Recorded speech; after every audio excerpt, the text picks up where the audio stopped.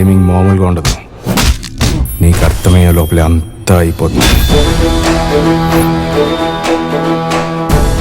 జనాలతో కొంచెం నోటితో మాట్లాడడం నేర్చుకోవయ్యా. నోటితో చెప్పే మాట కన్నా చేతితో చెప్పే మాటే గుర్తుంటుంది సార్.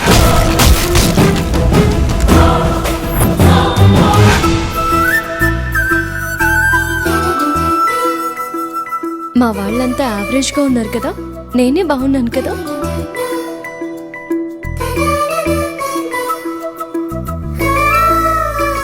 నీకు లాఠీలు అక్కర్లేదు బాబు, మాటలతోనే కొట్టేస్తావు.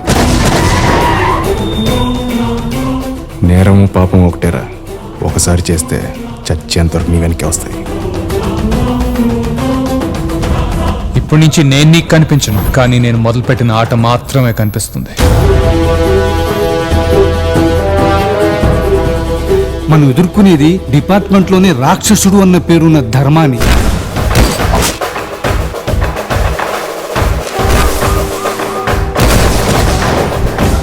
సమస్య నాది కానప్పుడే నేను మనిషిని కాదు. అదే సమస్య నాదైతే